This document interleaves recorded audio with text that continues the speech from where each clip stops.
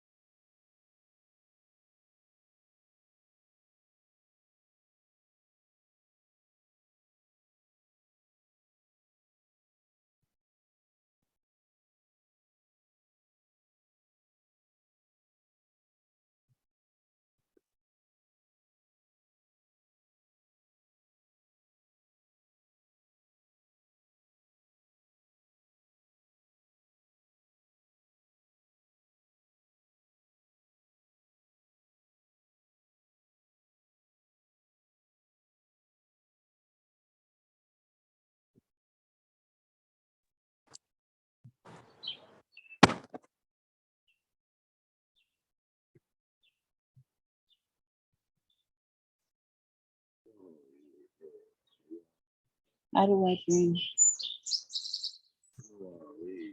No, but I want it.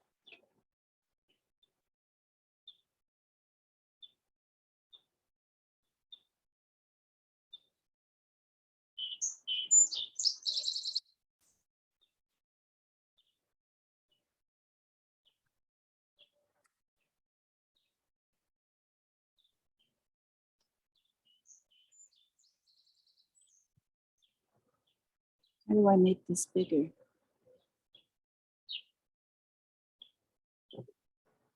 Here we go.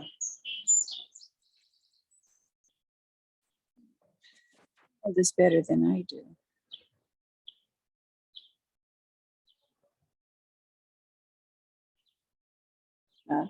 How do you do this? I don't know your computer.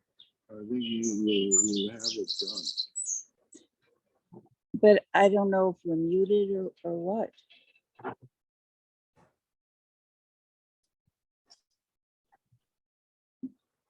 It looks strong in the suit. We have the wrong name.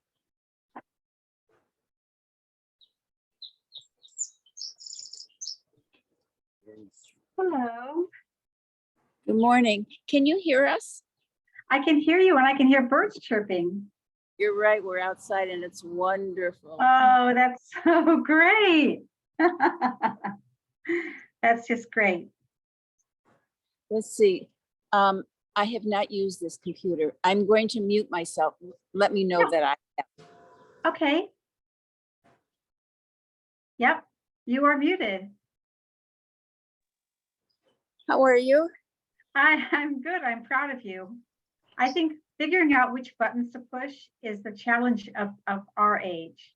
Well, I just push anything and see what works, but then you have to remember what you've pushed that works. That's the key. That's the key. There are times when I get snuggled up in something and I'll start pushing and I don't know what I did. And finally I can't get out of it and I can't get through it. And when Arthur comes home, he will say, I don't know how you did this. Like, I don't know how I did this either. And he has to start all over. You Oh, just dear. used a word that I like the way it sounds. Snabble? I said snaggle. Snaggle. Like snaggletooth, getting all tangled up. Right. I like that. So how's your summer going? Oh, too fast. Yeah, I know. I'm a Scrooge when it comes to 4th of July because then it just seems to go boom. I know, that's the turning point. As long as it's June, it's like the whole summer's ahead of us. The minute it turns July 4th, okay. I'm not the only Scrooge. Oh, I was born a Scrooge. You Oh, can ask my mom has passed away, but if she had not yet passed away, you could ask her. you were one Hello, of the, Marilyn. Hi, So good to see you. nice to see you as well. Hi, Susan. Oh, you're on your deck. You You're look so right. comfortable. oh, it's wonderful. We can't get away with anything. No, I'm You- watching. You are. Yeah, we were at Scott's house last night. We ate outside and it was so nice. It was really, actually, because his house is normally too cold with his air conditioning and I didn't have to freeze. And it was just a beautiful night. It was their Matter what anniversary. it tastes good when you eat outside. Yeah, al fresco.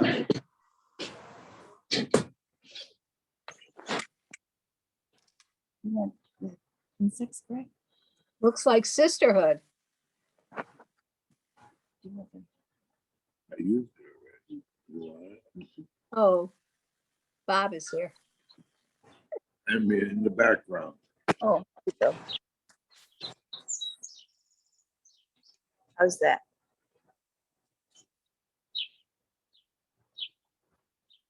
You have to move this The rest, or movie. is their Torah inseparable from their moral character?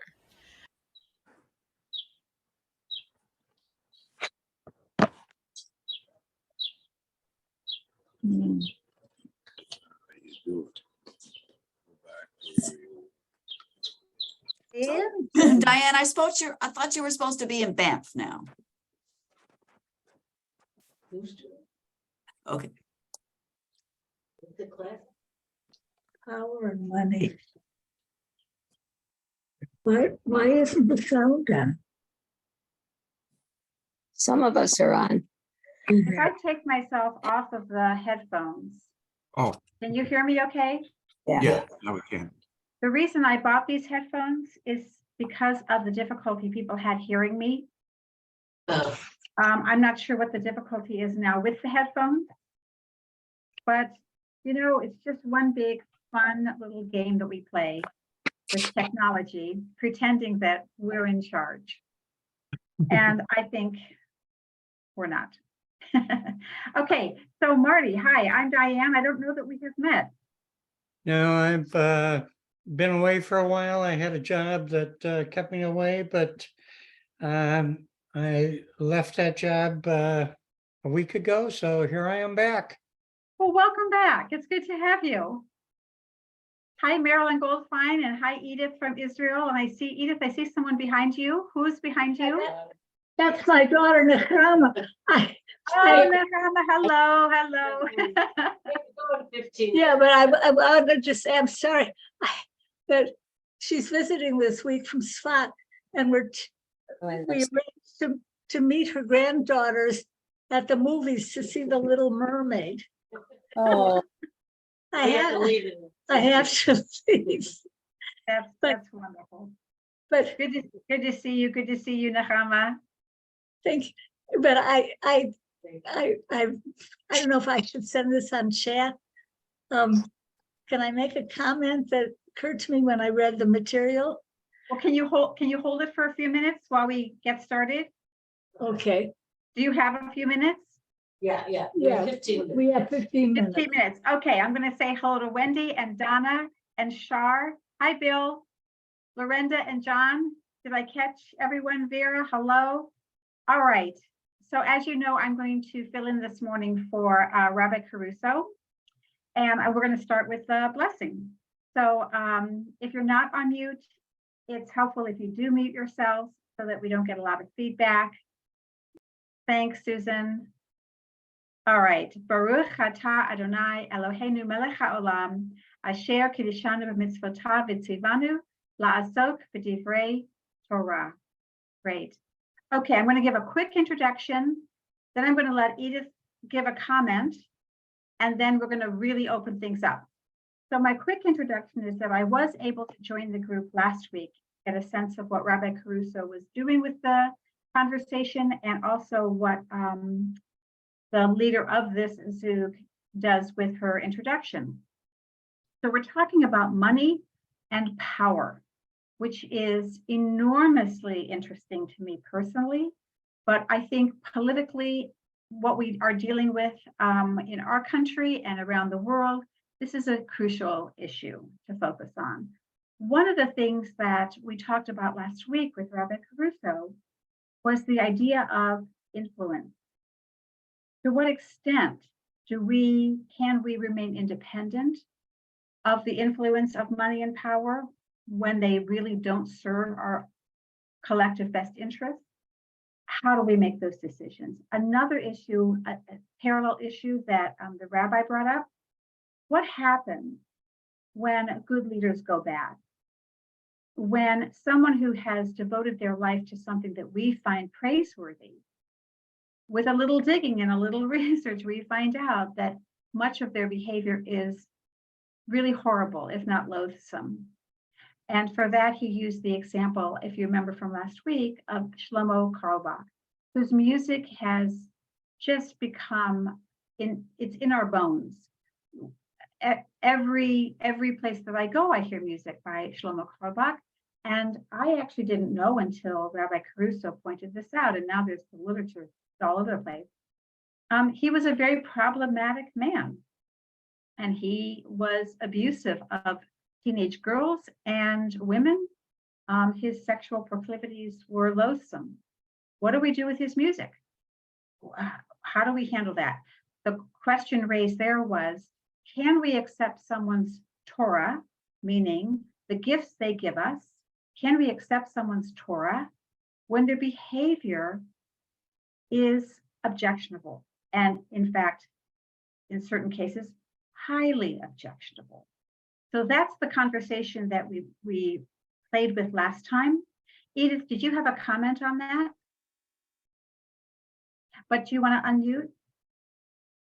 There you go. I have a comment on flattery, which is this week. Oh, I this thought- week. Oh, yeah. When I read about King Agrippa's and his sycophants and all that, it was something new to me. I only know it as a street in Jerusalem, Agrippa's. But Rabbi Joshua asked us to bring real life examples. And I immediately thought of Donald Trump, because he was surrounded by sycophants, people from all walks of life, his benefactors, politicians, his adoring fans around the country. They all flattered him, and he ate it up. And it filled the media for years and years. Very difficult for a lot of us. But recently, some of his closest political advisors have come out exposing his lies and devious activities and all that you know. And I wonder if that's similar to the Jewish Judaic stories that you're bringing up. I know that I need to be cautious when getting into a conversation about current political operatives. So I am going to be cautious and say this, that the kind of nurturing it takes to get that fan base doesn't happen overnight. The kind of flattery that leads to that kind of need for flattery doesn't happen overnight. This is a dynamic. This is not one person operating in some magical way that causes other people, millions of people, to fall in line. This is a dynamic. So we are talking about something that we have a modicum of control over, because we are part of the dynamic. And how we respond, either by offering flattery when it's maybe in our personal best interest, but not in the collective best interest, how we respond to that, or how we seek it and how others allow us to get away with it. This is a social dynamic. That's what I would say. And I think that the case study of Agrippa's is also a social dynamic. Thank you. Okay, so let me back up just a bit and introduce today's topic. Raise your hand if you had a chance to look at the material and view the video both. Did everybody have a chance to do that? Okay, not quite. Okay, so Wendy, was it the video that you didn't have a chance to look at? Sorry. No, I watched the video, but I didn't read the material. Okay, the truth is, if you watch the video, you're in good shape because I have the material at hand. All right. So we're dealing with the question of flattery, which on some level seems, at least to me, to be an understatement of the case at hand. Everybody flatters someone sometimes, everybody receives flattery sometimes. It doesn't seem to be such a big deal. But when it becomes part of the social fabric, when there is a power differential between the person being flattered and the people doing the flattery, when the risk for not flattering is greater than one feels they might be able to bear, they might lose their job, they might receive public humiliation, their family might be in danger. When they don't flatter the person who has more power over them, the consequences to them personally may be severe. And that is one of the reasons why we might flatter. Another reason we might flatter is because people around us are offering flattery. And we know that the people we surround ourselves with have an impact upon us, upon our behavior. And if everyone is falling in line, it's very hard not to fall in line. Even with a policy you disagree with or a behavior you disagree with, it is very hard to stand out from the group. That's part of human nature. When I said earlier that we have a modicum of control over this, what I'm referring to in this situation would be, if we know that we're influenced by the people surrounding us, then we can begin to choose who we want to surround us. And so depending on the kind of people we want to be, we can surround ourselves with like-minded people. Knowing that influence for good is also in operation, as well as influence leaning to, I probably should have stood up. I probably should have said something. Well, I'll tell that person later, or I'll complain about it to my friends, to my spouse. Are you following me so far? Everybody good so far? All right. So what we have here is the question of false flattery and whether it's ever okay to flatter someone, especially someone in power, if you need to make sure that your safety is protected, or is it ever okay? And that's the question at issue with the text today. So I'm going to pull up the text.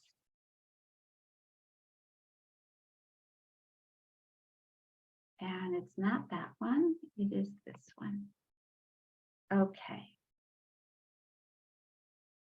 I'm hoping you can all see this. Bring this down. And the text that's been provided for us is, as Edith noted, on Agrippus. There was more than one Agrippus. The marriage lines and family lines, if you look at the family tree of Herod, circulate and weave around so much. There's a lot of incest. There's a lot of people named Agrippus, but we're probably talking about Agrippus II, I believe, and he becomes a very powerful leader of the Jewish people within the Roman Empire. So he is doing things for the Jewish people that are important, but he is also representing by necessity the Roman Empire under which we are subservient. Here's the particular case. We know from Deuteronomy that the Israelites every 7 years come together as a people to read the Torah out loud. The Mishnah, which is a later document than Deuteronomy, the Mishnah understands it specifically to be the job of the king to read the Torah out loud. And then we go back to Deuteronomy 17. Well, who can be a king? a king has to be someone who is chosen from our people. So we're not supposed to set a foreign king over us. So it has to be a Jewish king. Every 7 years, the king reads the entire Torah out loud to the people. And then the question happens, what happens with a person like Agrippus? What happens if we've gone ahead and set a foreign king over us? Now, Agrippus is descended from Herod. And my understanding is that Herod had a non-Jewish father, but a Jewish mother.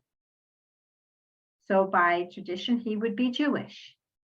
But if this is his grandson, it is highly likely that there is intermarriage in there that takes him outside of the Jewish community altogether. It's not clear. I don't know what the research is on it, but as far as I can tell, it's not clear whether his bloodline is Jewish. Our story is about King Agrippus, a king of Judea and the surrounding area in the 1st century CE, a powerful representative of the Roman government. He was descended from King Herod, who had questionable Jewish lineage, and so therefore Agrippus is assumed by the story to not meet the condition laid out in Deuteronomy of being a kinsman. I'm going to pause here. Are there any questions before we look at the text itself? And I have one real quick. Yeah, Vera. Forgive me, I didn't get a chance to watch the video, so this may have been answered. But That's okay. what's the difference between flattery and a compliment? Well, I have an answer, but I want to check. Great question. You can save the answer for later if you want, but I just wanted to throw that out there. Okay. My understanding is that there is an overlap. It's a Venn diagram in which there is an overlap between the two concepts, that one tends towards, compliment tends towards more truth. Flattery tends towards a fudging of the truth. Okay, so I think flattery is probably more fully in the range of the area that we're talking about than just complimenting someone. Now, it is possible it certainly is possible to give someone a compliment and not mean it. To say that, oh my gosh, that story that you wrote was so fabulous, I loved it, when in fact it was not a well-written story and you really didn't like it. It's possible to say to a politician, I think you are the best leader for the, this job. When in fact, maybe you aren't, but you're going to give money and you're hoping for some return on it if you give money to the campaign. So would it be fair to say that flattery is more like a compliment, but with an ulterior motive then? I think both of them can have an ulterior motive. Ah, gotcha. Thank you. Yeah. Anybody else want to jump in before we take a look at the text? Okay, so here we go. This is from Mishnah Sota 7:8. How is the king's portion read? The king stands, this is going to be Agrippus. The king stands, receives the Sefer Torah, and then reads from it while sitting. So according to the Mishnah, which comes after Deuteronomy, but according to the Mishnah, the king who reads this once every 7 years does not have to stand for the entire reading. They sit for the reading. King Agrippus stood, received the Sefer Torah, and read while standing. And the sages praised him. When he reached the passage from Deuteronomy, which we just referred to, you may not place over you as a king a foreign man who is not your brother, Deuteronomy 17:15, Agrippus's eyes welled with tears. And they said to him, Agrippus, don't be afraid. You are our brother. You are our brother. You are our brother. Okay, so what do we have here? We have a potentially foreign king who has tremendous power over the Jews, who have very little power outside of him within the Roman Empire. So he is their go-between, and so far, he's doing pretty well by them. He does not follow the Mishnah when he reads the Sefer Torah on that 7th year. He doesn't sit, he stands. And the sages praise him. And once he gets to the passage that says he should not be a foreign king, he cries. And they, and this pronoun is ambiguous, who's they? They say to him, oh, don't be afraid. You're our brother, you're our brother. You're one of us, you're our kinsman, you're a Jew. It's okay. So here are some questions from Rabbi Strasberg. I think the first one we answered, how is King Agrippa supposed to read the Torah? How does he actually read the Torah? And why might that be? Why do the sages praise his reading? This is more of interest to me. Why do the sages praise his reading? I'm going to stop sharing for a moment just so I can see everyone.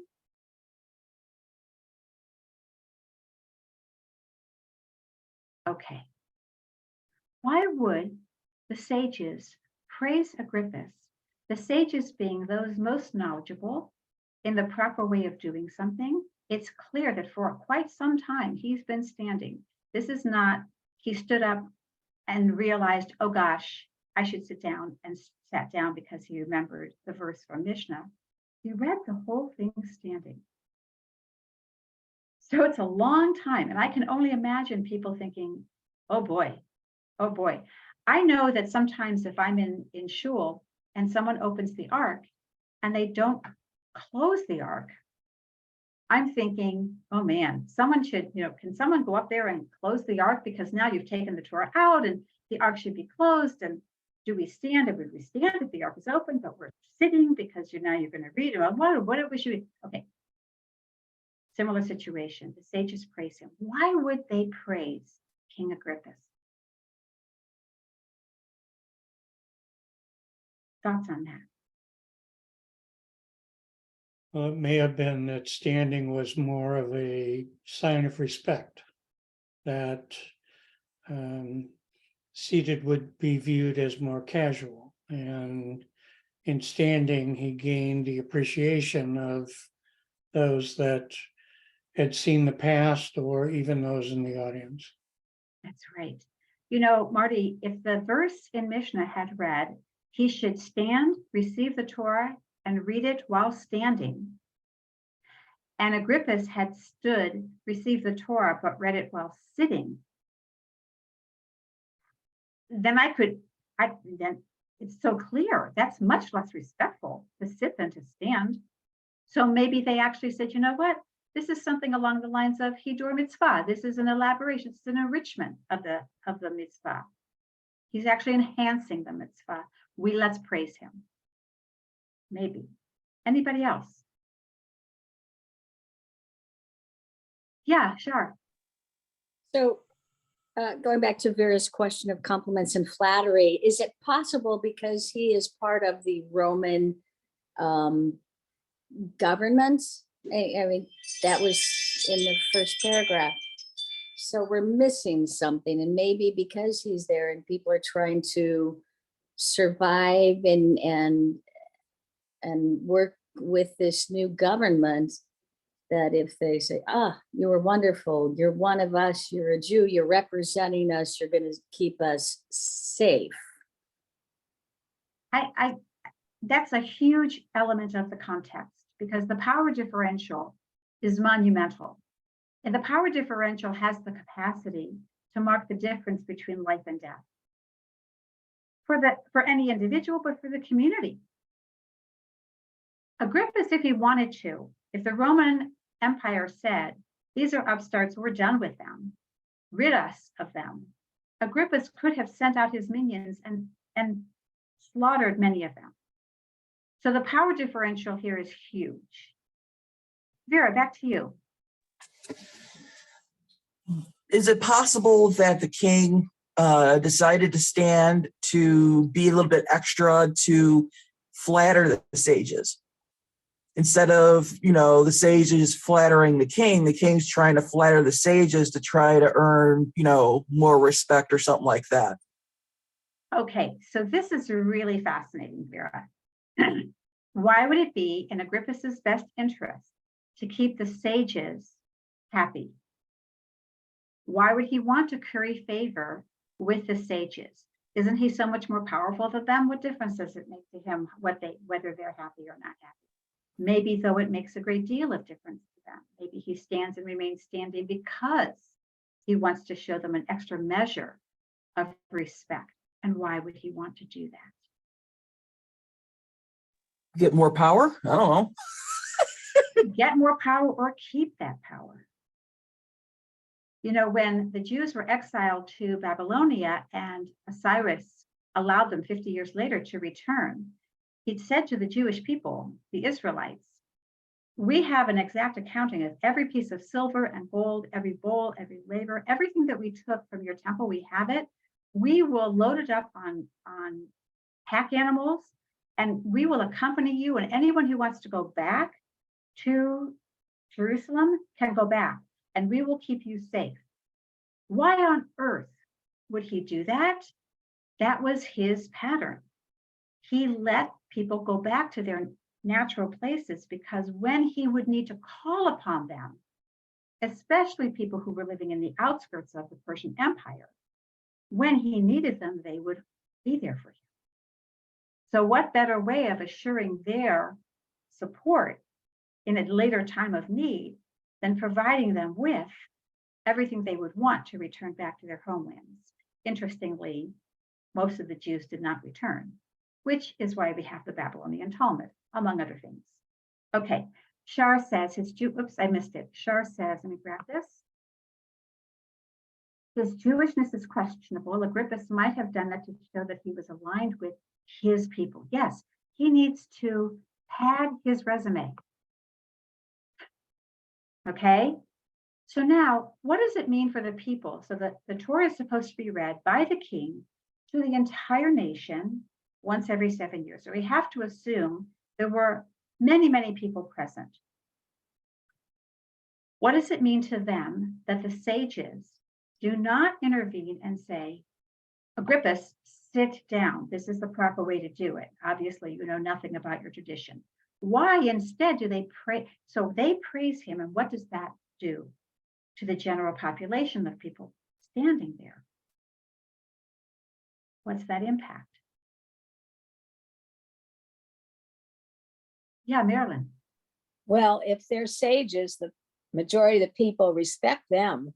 And so if the sages believe in Agrippus, then the majority of the people would go along with the sages and believe in Agrippus. Yes, and I'm going to pause here and say,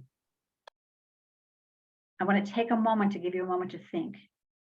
And then you can decide if you come up with one, if you want to share. Has there been a time, an incident in your own life where you knew that something that was happening was probably a little bit suspect, but someone whose opinion you greatly respected or the community leader said, this is great, validated it, and so you kept quiet? You might have spoken up, you might have tried to intervene, but once the leader of the group, of your group, said, you get my hechsher, right? This is kosher. You felt yourself pulling back. Okay, I won't override the leader, even though I think that what's happening here is not so good. Think for a moment whether that has ever been your response in a situation.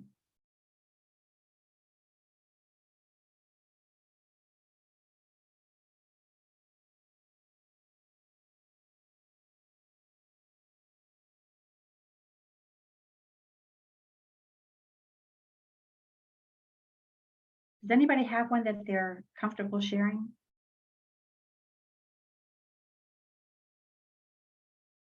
It's okay, it's thin ice I'm putting you on. I will tell you that as a middle school teacher for a number of years, I saw this happen in the classroom all the time. That a popular student would give the okay for something that was not okay. And the other students, many of them very thoughtful, who, if you asked them privately, would have said, no, I didn't think that was such a good thing, did not stand up, could not stand up, chose not to stand up. Right? This is peer pressure. It's very strong. And that idea goes back to the notion, we know that peer pressure is strong. We know that as human beings, we are part of that dynamic. And we are as influenced as anybody else. Therefore, what is our possible control? Choose people to be around you who will influence you to be your best self. And not pressure you into becoming less than who you think you should be, or saying less than what you think is right. I'm going to go back to sharing. Okay.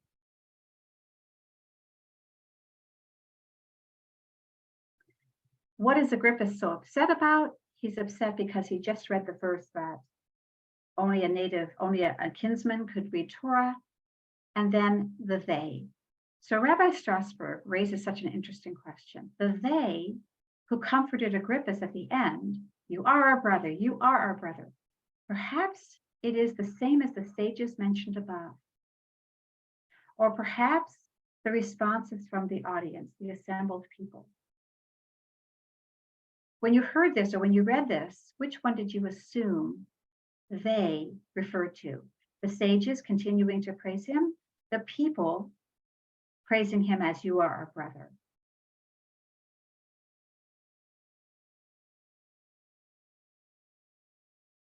Sarah, I can tell that you want to speak, but can you take yourself off mute?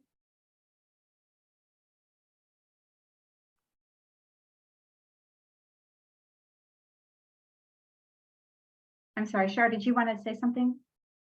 No? Yeah, Lorinda?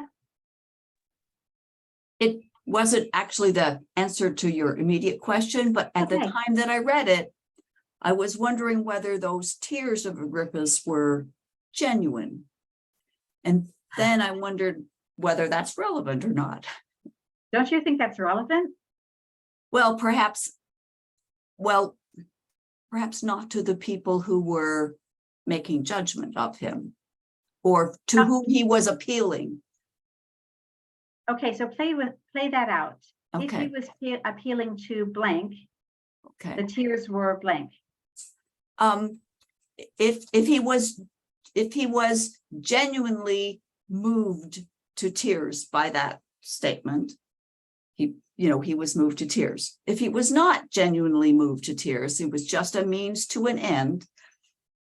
Whether or not it was genuine is not really relevant to how they responded, because they responded to the tears without thinking about it, would appear. And the they, in this case, I would think was the sages, the ones who were calling the shots to the rest of the people. Okay, so helpful. Anyone else?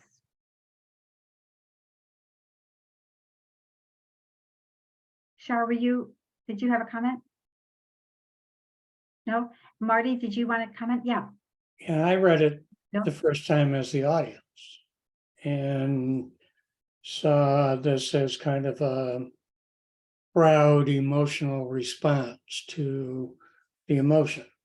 And of course, embraced the speaker by proclaiming that you are one of us.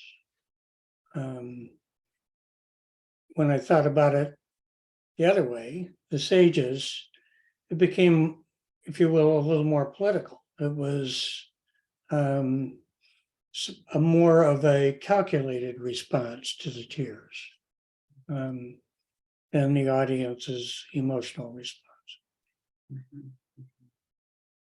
So I'm going to get you in a second, Bill.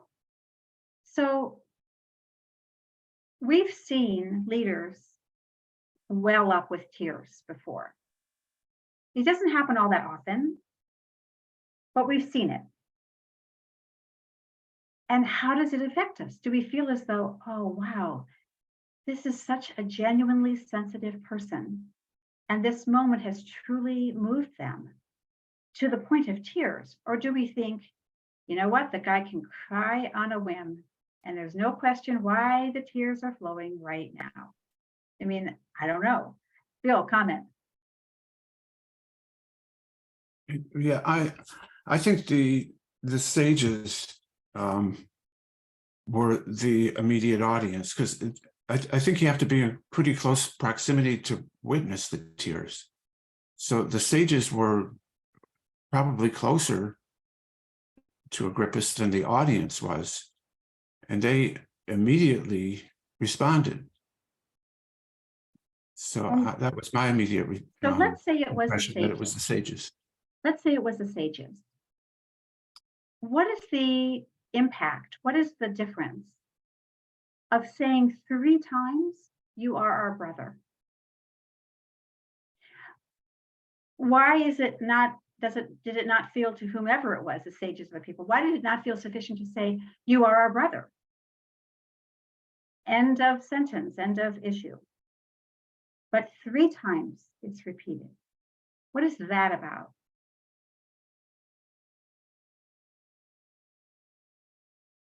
Marilyn. I'm just thinking that the significance of 3 times, like when somebody chooses to convert, aren't they to say, they want to do it and the rabbi's supposed to reject them 3 times? So if somebody really wants to do something, there's some intentionality there. Yes, I think the connection is really smartly drawn, because it lends a certain amount of emphatic credibility to the comment. And the translation, which gives you 3 exclamation points, reinforces that too. We know that in the Hebrew or the Aramaic, there isn't punctuation, there are not periods or exclamation points. But the fact that it's 3 times, the translators felt comfortable emphasizing it. Really, really, really, Agrippus, we love you. You're one of us. Such a small thing as standing instead of sitting. Do not cry over this. You are one of us. In fact, it's possible, since the sages praised in this text, the sages praise Agrippus before he cries. They praise Agrippus, who's still standing. It's okay, stand. It's okay, stand. You're great.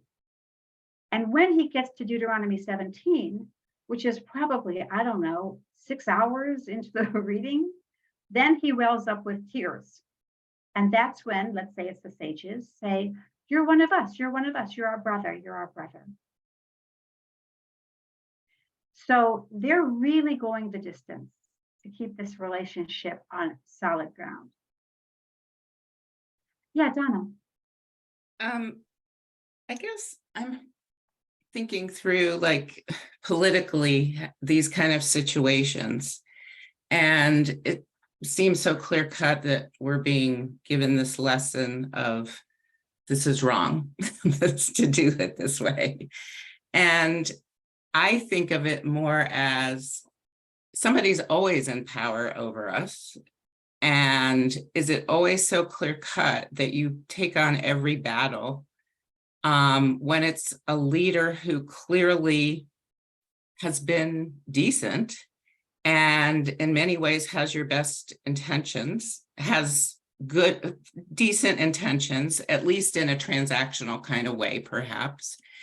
And part of dealing with that leader is being transactional also. Yeah. And, it's different than a leader, again, we won't name them too much, who clearly does not have good intentions for your group or anybody else's group.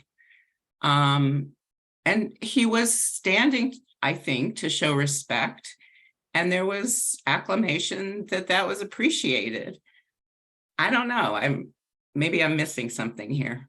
No, I actually think you're getting at something at the more sophisticated reading of this, because it wouldn't be such an issue in Jewish texts and throughout Jewish history if there weren't subtleties to it and variations of gray. If it were black and white, we really wouldn't debate it. If a person says, I want to keep kosher, and they don't, and so they're not going to mix meat and milk, we're not going to debate that issue.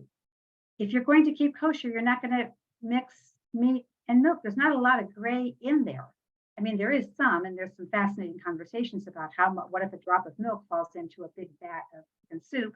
What happens to the chicken soup? What's the ratio? Blah, blah, blah, blah. But the fact that you should keep the two separate is clear. The fact that you should not flatter is not so clear.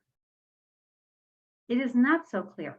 And given the power differential between those who flatter and those who have the power, or those who have the money, or whatever it is, if I'm running a nonprofit organization and I need somebody's $1 million, and I've been, nurturing this for 6 years to get that money, right? Do you think there's some flattery going on? Maybe some uncalled for flattery? I can see how there would be. And if in the end the person says, you know what, I will give you a legacy of, $10 million. When my spouse and I pass, you will have $10 million. Well, was the flattery worth it? What are you going to do as a nonprofit with that $10 million? Keep children safe? Build homes for people who are homeless? Right? Improve schools and education? I mean, it's hard to weigh it. It's such a different case than the one from last week, in which, let's say, or let's say with the Sacklers, for example, and their verdict is very recent. The settlement, let's say, it's not a verdict, not a criminal trial, civil trial. Settlement is recent, $6 billion approximately, with a lot of figuring out to do. But these are people who knowingly encouraged an opioid crisis with every means at their disposal. So they were so smart in how they got people addicted and kept them addicted, to the point where now we have a national crisis and have had one for years. Okay, there's a $6 billion settlement. But part of that settlement is that no individual, now they have immunity. They cannot be sued in a civil case. Is that okay? And were they flattered, the Sacklers, when they gave all their money to the museums and the theaters? Were they flattered to give that money? I can't imagine they weren't. Okay, let's take a look at what happens to this story later, a bit later in time, because the scholars did not quit on this story. Take a look at the following text from Midrash Tanaim, which relates the narrative about King Agrippas in Mishnah Sota, but offers its own commentary on it. As you read, pay close attention to which parts of the text are identical with the Mishnah and which parts are not. What does this text think about the choice to comfort Agrippas and reassure him with the words, "You are our brother"? So now, a later text, a story concerning Agrippas, whom Israel anointed him king over them. When it came to the end of the 7th year and the king was meant to read the Sefer Torah, Agrippas stood and read, and the sages praised him. When he got to the verse, "You may not appoint over you a foreigner," his eyes flowed with tears. They answered and said to him, "Don't fear, Agrippas, you are our brother, you are our brother." In that moment, and here's the commentary, in that moment, the decree was sealed on our ancestors to be exiled because they flattered. Ouch. Okay, so just what do you notice in terms of differences between this one and the prior one? The praises remain the same for the most part. Yeah. What stands out as being different?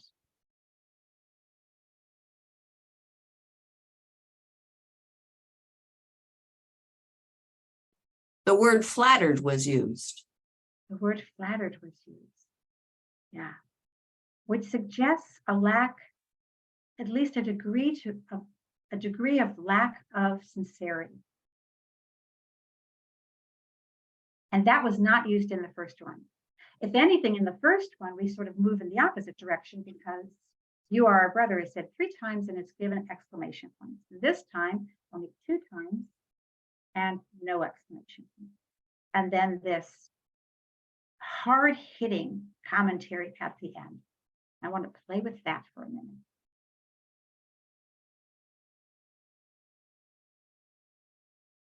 Okay. They answered and said to him, don't fear, Agrippus, you are our brother, you are our brother. In that moment, the decree was sealed on our ancestors to be exiled because they flattered. Flattery was the cause of the Israelites' exile. Flattery was the cause of all future exile. How did Midrash Tanaim read the Mishnah? How did Midrash Tanaim read the Mishnah? What was the motivation of those who said you are our brother? We can go to that in a minute. This flattery was so serious that the Midrash makes it the main reason why the temple was destroyed and the Jews were exiled from their capital. Why do you think this text thinks flattery such a significant transgression? Do you agree? What are the risks? So putting this a bit in context, we're in the 1st century CE. It is before 70 CE. It is before the temple will be destroyed and the Israelites basically will be scattered to the winds.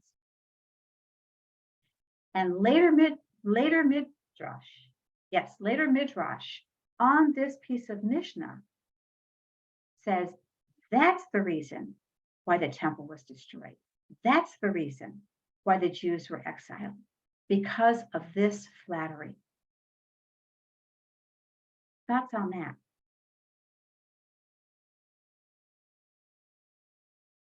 Marilyn. I'm a little upset, a little concerned, and I look at the faces around me and I see some faces that are saying the same thing. Now, why assume that flattery put us in exile and killed the temple?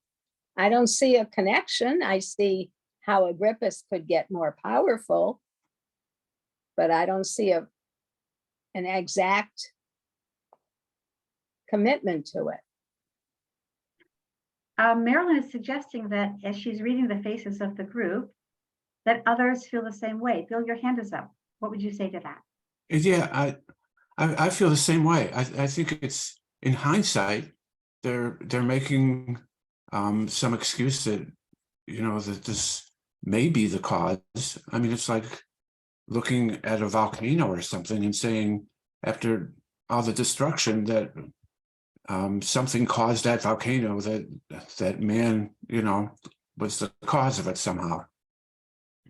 And perhaps in this particular It's a bit of a case, stretch. yeah, it seems a bit of a stretch. The volcano is the Roman Empire. That's right. Yeah. They're very powerful, and we were not so very powerful. In fact, we were really not very powerful at all at that point. We became a thorn in their side and not worth the effort. Wendy. Well, I had the same reaction, and I wondered if, are there any other explanations given for why the Jews were exiled other than this one? And also, it seems like blaming the victim, like, yeah, it happened, but that doesn't mean that anyone was to blame, that any Jews were to blame for it. So, yes to both parts of that question. Yes, there are other reasons why the Jewish rabbis or Jewish tradition tends to put blame upon us for any discomfort or difficulty or exile or whatever that befalls us. And that tendency is definitely blaming the victim. Does the victim have nothing to do with it? I can't say. But is the victim responsible for the exile of the Israelites in 70 CE so that the temple should be destroyed? Seriously? I don't know. I can assume that there's a whole lot of stuff going on and we could point fingers, if we got into it.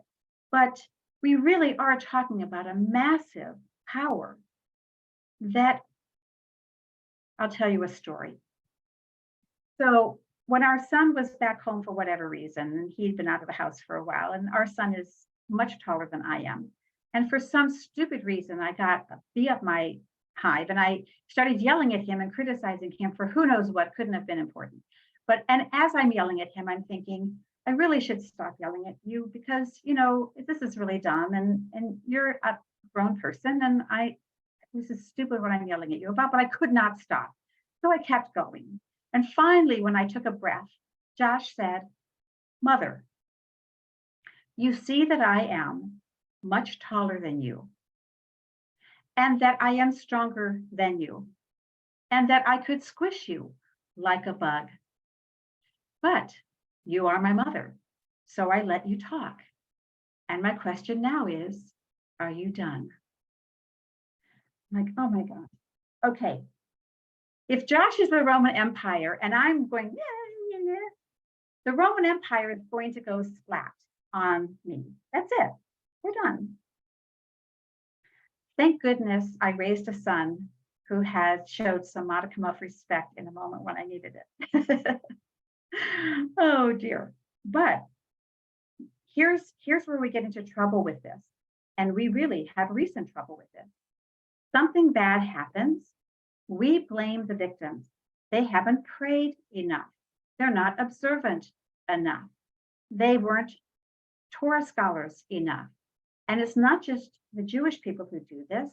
Many, many religious people do this in relation to their own followers. So this is, I think, Wendy, what you're raising up is big caution. Big, big caution. Somebody else had their, yeah, Marilyn. When you first started talking about it's our fault that we were exiled, I thought the original Jewish guilt. It's always our fault. Sure, yeah. Here's a thought, because my mind is always going.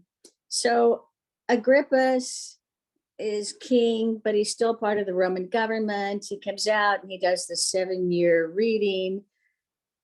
And I think he's still kind of torn about it, which is the tears. And the sages are like, you are a brother, you are a brother. Well, they're Roman people or Roman soldiers, obviously in the crowd, and they hear this. And is it possible they thought, well, if they're accepting him, then they're going to allow Jews to infiltrate into their government. Maybe we need to break them up and destroy this so that there's no uprising that they attack us, which is kind of what happened, but it's a thought. It's a thought. And if you place different groups of people into the crowd, for example, you place some amount of the Roman legion into the crowd, now you've also influenced the whole dynamic, right? Fascinating. Okay, I want to go one more step with it.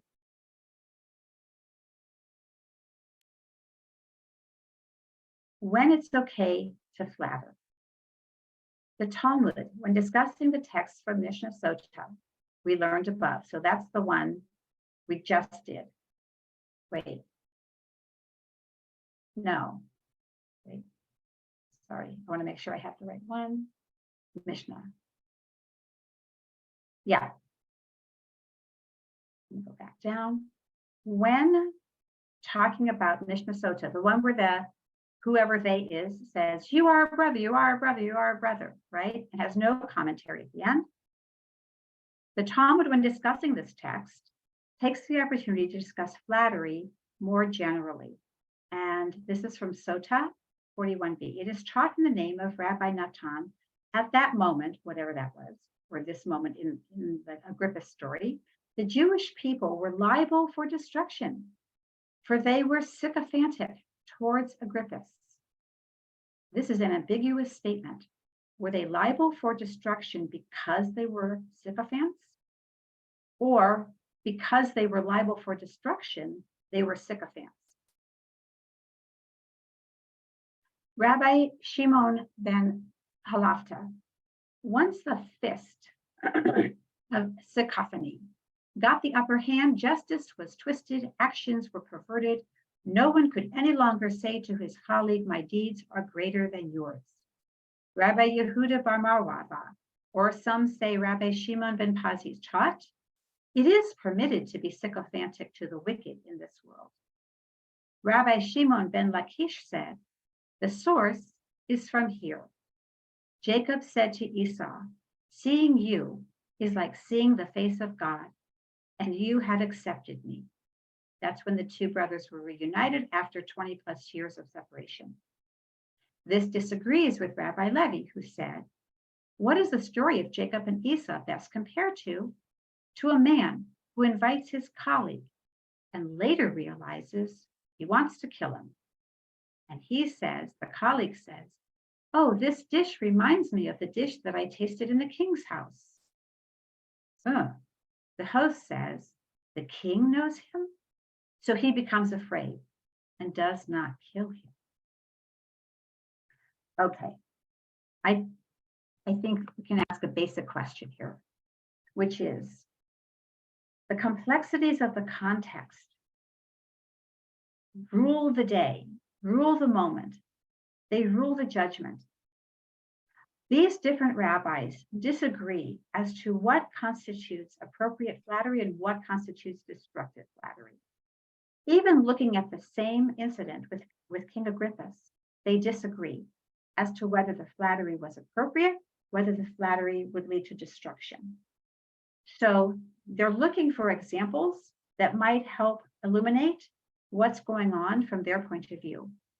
When Jacob meets Esau, if you remember the text, he is terrified.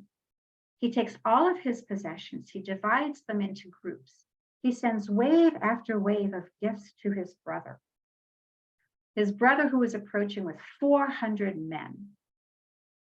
If in fact, Jacob says, oh, it's like seeing the face of God when you come to me, my brother, whose birthright I stole, whom I deceived with our father, right? And then ran away.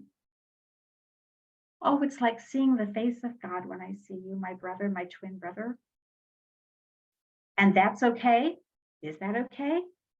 Maybe, because maybe that averts a war. Maybe if there is a war and all of them die, none of us are here. Maybe it's okay. When is it okay to flatter? That's the question on the table. Thoughts on that? Yeah, Wendy. Well, I was just thinking that life is supposed to be more important than anything else. And that you're allowed to bend the rules sometimes if it means saving a life. So maybe that is sort of like a criterion that if flattery means that you would save a life or save your community's life, then flattery would be okay. I think that's an interesting criterion. What are your thoughts on that?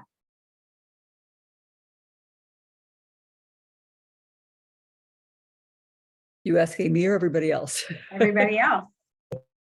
Anybody else? Bill. Yeah, I'm kind of drawn to the history of World War II and how Neville Chamberlain kind of flattered Hitler, and there was an appeasement made, and that sort of sealed the fate for the invasion of Poland and everything that followed. And that flattery had enormous impact, on what followed. And I think it empowered a dictator, and instead of having the ability to stop that action, Neville Chamberlain went and met with him and signed a document that meant nothing, and it just fueled the flames of what was to come. I read this somewhere, I think, but so far ago, I can't remember exactly, or even if it's accurate, but my memory is that Chamberlain leaves a meeting with Hitler Mhm. and reports that this man is a gentleman. He helped me with my coat. Hmm. Okay. I want to show one more quick thing before. Yeah, Lorinda, go ahead. My memory is that Chamberlain came back to England with this sign thing in his hand and said, "This means peace in our time." Yeah. Yeah. And the First World War was the war to end all wars. So I want to share something different with you. Let me pull this down. And this one. Hang on a second. Okay, not that one.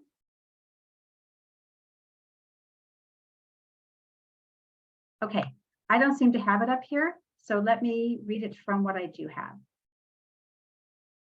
This is also from Sota.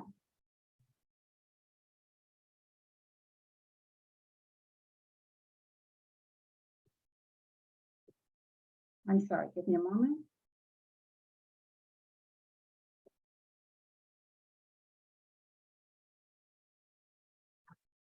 This is, no, I take it back. This is from Tubot. The sages taught, you shall accept no bribe. That's from Exodus. It is not necessary to say that this includes bribery by means of money, right? That's assumed. However, even verbal bribery, assisting by means of speech, is also prohibited. The halakha that a bribe is not necessarily monetary is derived from the fact that it is not written, and you shall take no profit. What are the circumstances of bribing with words? I'll give an example. The Gemara explains. This can be demonstrated by that episode involving Shmuel, who was once crossing a river on a narrow ferry. A certain man came along and gave him a hand to help him out of the ferry boat. Shmuel said to him, "What are you doing in this place?" And the man said to him, "I have a case to present before you for judgment." Shmuel said to him, "Now I am disqualified from presiding over your case, as you did me a favor. Although no money changed hands, a bond was formed between the pair." The passage goes on to say that a man lifted a feather that had landed on Shmuel's hair, lifted a feather off his hair. And Shmuel said, "Why are you here?" And the man said, "I have a case to present before you for judgment." And Shmuel said, "Now I cannot judge your case because you have lifted a feather off my hair." So when does accepting flattery corrupt you? When does it bias you? When does it make it difficult for you to judge fairly between powerful, not powerful, rich, poor, young, old, black, white? You name the two possibilities. No matter what, if there's flattery involved, there's a chance that your judgment will be influenced by it. My final comment is, in addition to saying thank you so much for staying there with me, is a really a deeply held belief of mine, having been in situations where the people around me were influencing me to become the kind of person I didn't want to be. And the only way I could see to get out of it was to leave that group. And I did. And it was not easy and it was not pretty. But what I realized is that, like anybody else, I'm susceptible.